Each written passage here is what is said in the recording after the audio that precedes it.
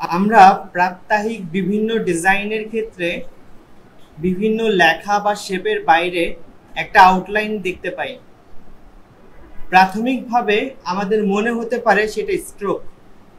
যদি আমরা যে এখানে ক্লাসে থাকা শেখ রাসেলের যে পোস্টারটা আছে সেই পোস্টারের উপর শেখ রাসেলের যে পোস্টারটা আছে সেই পোস্টারটার উপর একটা টেক্সট লেখা আছে লাল রঙে, গভীর ভালোবাসা, তাই না?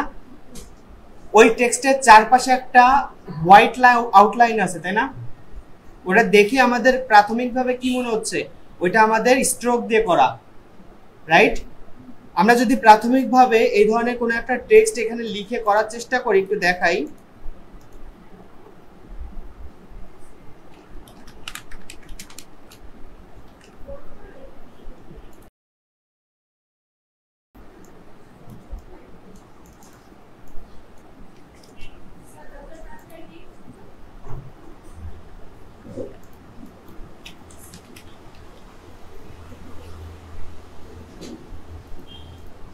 ধরেন আমরা একটা টেক্সট নিয়েছি, স্যাম্পল একটা টেক্সট নিয়েছি,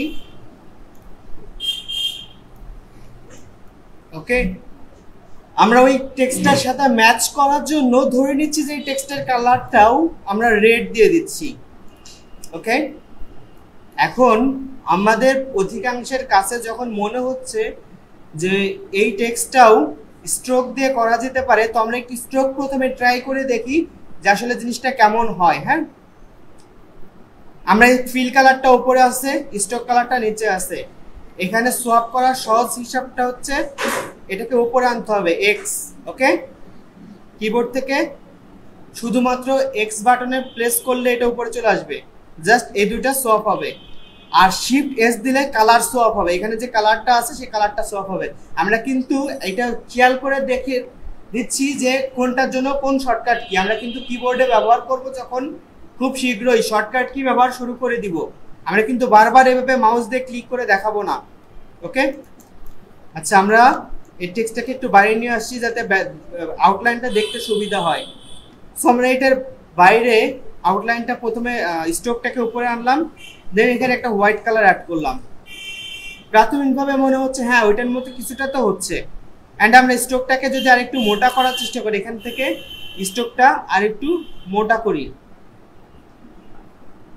আমাদের লাল রংটা কি হচ্ছে একটু খেয়াল করে দেখি তো, ছোট হয়ে গিয়েছে। অর্থাৎ লাল রংটা কিন্তু তার নিজস্ব যে সাইজটা সেটা হারিয়ে ফেলছে, তাই না? অর্থাৎ স্ট্রোক কালারটা ফিল কালারটাকে কভার করে ফেলেছে। অর্থাৎ আমাদের এই সিস্টেমেটিক ভাবে এটা কিন্তু করার কথা না।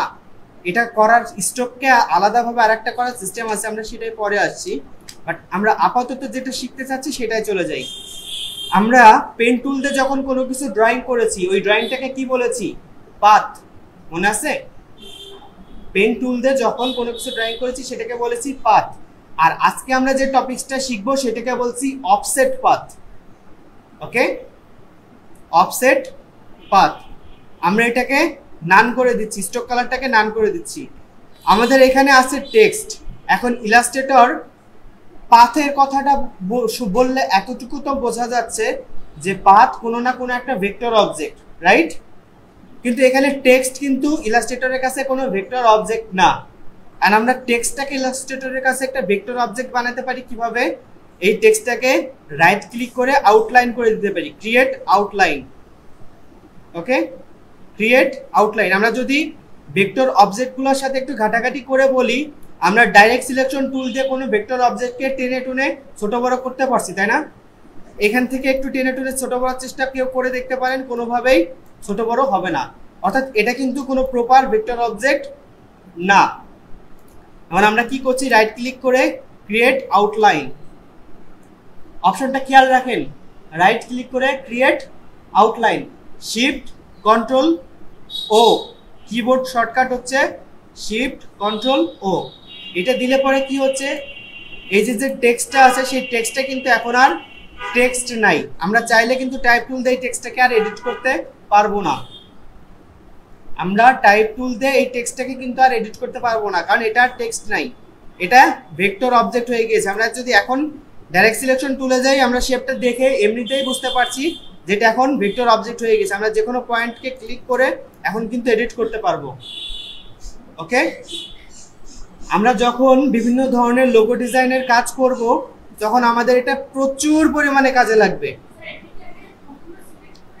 জাস্ট আমরা টেক্সটটাকে সিলেক্ট করে নিয়েছি, দেন রাইট ক্লিক করে ক্রিয়েট আউটলাইন করেছি। আচ্ছা, এটা করার আরেকটা সিস্টেম আছে, খেয়াল করি। আমরা যে টেক্সটটা নিয়েছি, প্রথম সিস্টেমটা আমরা বলেছিলাম রাইট প্রথমে সিলেক্ট করে নিয়ে অবশ্যই সিলেকশন টুলে রাইট ক্লিক করে ক্রিয়েট আউটলাইন। ওকে, আর এখন আমরা যেটা আরেকটা সিস্টেম আছে সেটা বলছি, আমরা চলে যাচ্ছি অবজেক্ট মেনুতে। কোথায়? অবজেক্ট, অ্যান্ড দেন আমাদের একটা অপশন আছে এক্সপান্ড। ওকে, অবজেক্ট থেকে এক্সপান্ড ক্লিক করলে আমাদের একটা পপ আপ বক্স শো হবে। এখানে যে শেপটা আছে টেক্সটটাকে ইলাস্ট্রেটর একটি অবজেক্ট হিসাবে কাউন্ট করে, তাই এখানে অবজেক্ট এবং ফিল্ড টিক দেওয়া আছে। যেহেতু কোনো স্ট্রোক কালার নাই এখানে, তাই স্ট্রোক বক্স গ্রেড আছে। ওকে, দেন আমরা ওকে দিয়ে দিলে ঠিক সেম কাজটা আমরা এখানে জাস্ট রাইট ক্লিক করে ক্রিয়েট আউটলাইন করলে যা হয়েছে এখানে কিন্তু ঠিক সেম কাজটা হয়েছে, রাইট? অর্থাৎ আমরা টেক্সটকে আউটলাইন করে ভেক্টর বানাতে পারছি। ওকে, এতটুকু পর্যন্ত আমাদের আলোচ্য বিষয় নয়। এবার আমরা পরবর্তী টপিকসে যাচ্ছি। খেয়াল করি, আমরা চলে যাচ্ছি অবজেক্টে, দেন আমরা কি করব? Offset path. তো আমাদের অবশ্যই পাথ মেনুতে যেতে হবে, পাথ, দেন অফসেট পাথ। ওকে, পাথ থেকে অফসেট পাথ, অফসেট পাথে ক্লিক করার পর আমাদের এখানে এই পেজটা যে স্কেলে নেওয়া থাকবে এখানে সেই স্কেলটা আসবে। আমাদের এই পেজটা খুব সম্ভবত মিলিমিটার স্কেলে নিয়ে আসলো, তাই এখানে মিলিমিটার আসছে। ওকে, আমরা প্রিভিউ অন করলে চারপাশে একটা টেক্সট এরিয়া দেখতে পাবো, সিলেক্ট করে নিয়েছে। আমরা চাইলে এই এরিয়াটাকে ধীরে ধীরে কমাতে পারি। ওকে, আমাদের যতটুকু প্রয়োজন ততটুকুকে নিয়ে আমরা ওকে দিয়ে দিতে পারি। আচ্ছা, এখানে আরেকটা অপশন আছে, সেটা হচ্ছে মিল্টার, রাউন্ড এবং বেভেল। আমাদের অধিকাংশ কাজে লাগবে মিল্টার এবং রাউন্ড। অর্থাৎ আমরা যদি এটাকে আবার একটু জুম করে তারপর দেখাই, আমরা মিল্টার দিলে কি হচ্ছে এবং বেভেল দিলে কি হচ্ছে, রাউন্ড দিলে কি হচ্ছে। এর যে কিনারাগুলো আছে, টেক্সটের কিনারাগুলো শার্প ছিল, রাইট? আর ঠিক এই কারণে যে অফসেট পাথটা চারপাশে তৈরি হয়েছে তার কিনারাগুলোও শার্প আছে। বাট আমরা যদি চাই টেক্সট যেমনই হোক, আমাদের অফসেট পাথের কিনারাগুলো রাউন্ডেড হোক, আমরা এখান থেকে সিম্পলি রাউন্ড ক্লিক করে দিলে কিনারাগুলো রাউন্ড হয়ে যাবে। আমাদের নতুন করে বারবার টেনে টেনে রাউন্ড করার প্রয়োজন পড়বে না। ওকে, এবং টেনে টেনে রাউন্ড করলে সেটা প্রপোর্শনালি ঠিক নাও হতে পারে। এখান থেকে যদি আমরা রাউন্ড সিলেক্ট করে দিই সেটা অনেক বেশি পারফেক্ট রাউন্ড হবে। ওকে, সো আমরা আপাতত রাউন্ড না, আমরা মিল্টারেই যাচ্ছি।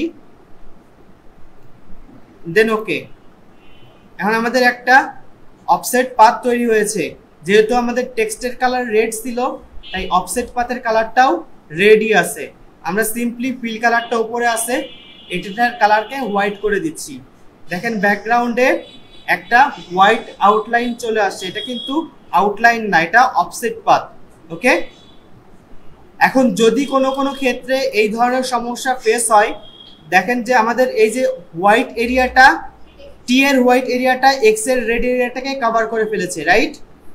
এক্স এর হোয়াইট এরিয়া কিন্তু এই বরাবর চলে গেছে, টি কে সে কভার করেনি কারণ এটা নিচে আছে। আর টি এর হোয়াইট এরিয়াটা এক্স কে কভার করেছে। সো আমরা একে তো এটা করতে পারি, প্রথমে ডাবল ক্লিক করে আইসোলেশন মোড অন করে এটাকে আমরা সেন্ড টু ব্যাক করে দিতে পারি অ্যানেস থেকে। কিন্তু এইভাবে যদি আমরা করতে শুরু করি, প্রত্যেকটাকে আলাদা আলাদাভাবে করার প্রয়োজন পড়তে পারে। সো আমরা এই ঝামেলার মধ্যে না গিয়ে কি করব, সিম্পলি যখন আমরা অফসেট পাথ করছি, খেয়াল করি এটা কাজের টেকনিক গতি বাড়ানোর জন্য। অফসেট পাথ করছি, অফসেট পাথ করা হয়ে যাওয়ার পর সম্পূর্ণ পাথকে একবারে আমরা পাথ ফাইন্ডার থেকে ইউনাইট করে দিব। পাথ ফাইন্ডার থেকে ইউনাইট করে দিব। ইউনাইট করে দিলে কি হলো, আমাদের সম্পূর্ণ অফসেট পাথ মিলে একটা শেপে পরিণত হলো। ওকে, এখন আমরা এটার কালার যদি হোয়াইট দিই, দেখো জাস্ট টি উপরে আছে, বাকি সবগুলা নিচে চলে গেছে। আর এটা নিচে পাঠানোর সিস্টেম আমরা জানি, জাস্ট অ্যারেঞ্জ থেকে সেন্ড টু ব্যাক দিয়ে দিলে সব টেক্সট উপরে চলে আসলো। আমাদের আর একটা একটা করে এডিট করার প্রয়োজন পড়বে না। ওকে, এটা আমরা টেক্সটের অফসেট পাথ করেছি। আমরা যখন বিভিন্ন ধরনের লোগো ডিজাইন সহ বিভিন্ন কাজ করব, সেখানেও আমাদের প্রচুর পরিমাণে অফসেট পাথের প্রয়োজন পড়বে। আমরা একটু আগে যেটা দেখাইছি সেটা ছিল হচ্ছে আমাদের কোনো একটা টেক্সটের পেছনে একটি অফসেট পাথ নিয়েছি এবং তার একটা ভিন্ন কালার দিয়েছি, তাই না? বাট আমরা এখন যেটা করতে চাচ্ছি সেটা হচ্ছে প্রত্যেকটা ডিজিট এক একটা আলাদা কালারে থাক, প্রত্যেকটা ডিজিট এক একটা লেটার আর একটা আলাদা কালারে থাক।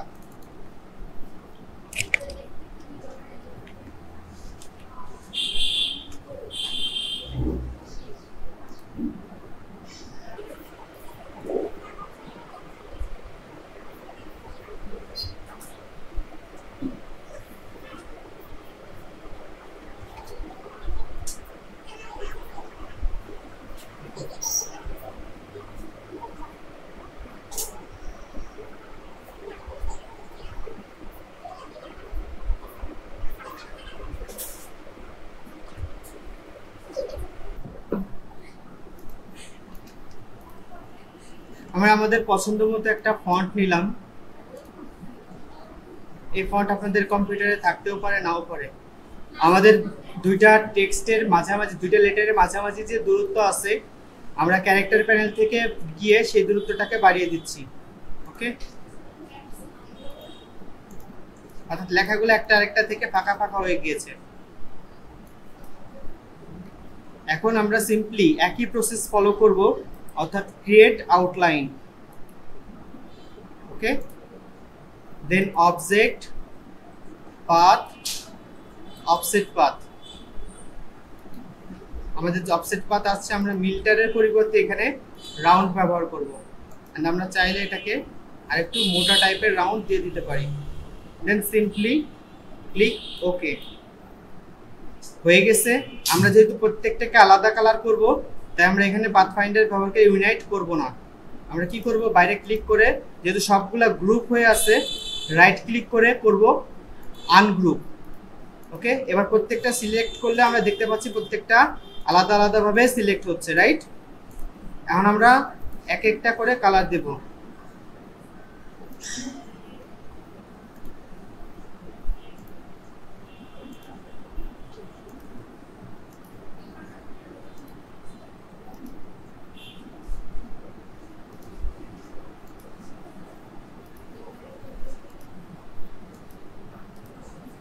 টেক্সটগুলো যদি ব্ল্যাকের পরিবর্তে হোয়াইট দেই তাহলে আমাদের দেখতে কিছুটা বেটার লাগবে। আমরা টেক্সটগুলোকে সিলেক্ট করে হোয়াইট করে দিলাম। এই হচ্ছে আমাদের কাজ। ওকে, একটু চেষ্টা করে দেখেন আপনারা পারেন কিনা।